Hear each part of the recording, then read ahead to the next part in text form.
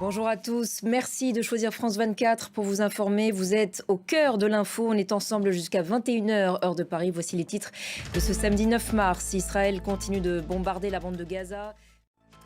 Également à retrouver à 18 h 45 heure de Paris, l'émission des observateurs de France 24. Cette semaine, elle s'intéresse aux attaques de drones ukrainiens sur des infrastructures énergétiques en Russie et à leurs conséquences sur l'économie russe.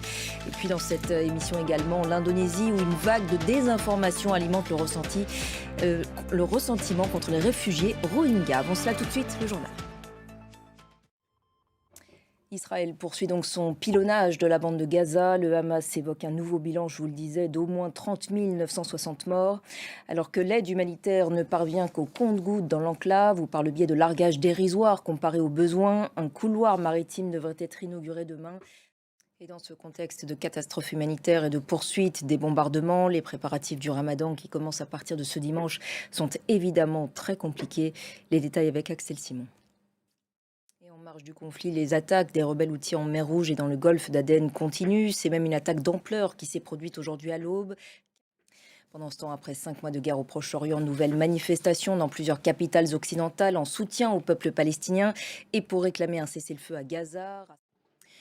La spirale de violence ne retombe donc pas en Haïti. Nouveau tir sporadique hier soir à Port-au-Prince. Depuis plusieurs jours maintenant, les gangs qui dominent largement la capitale attaquent nombre de sites stratégiques.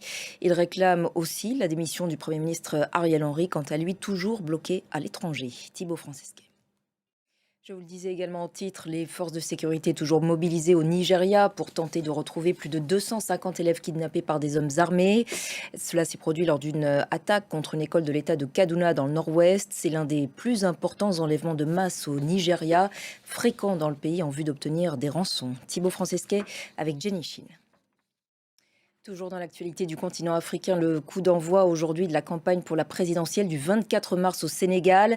Campagne réduite à 2 semaines. Dans le reste de l'actualité internationale au Pakistan, Asif Ali Zardari élu pour la deuxième fois président, un poste honorifique qu'il avait déjà occupé entre 2008 et 2013, élection qui rentre dans le cadre d'un pacte scellé entre sa formation, le Parti du peuple pakistanais et son rival historique, la Ligue musulmane du Pakistan. Voilà donc pour l'essentiel de l'actualité internationale. On se retrouve dans quelques instants. À tout de suite.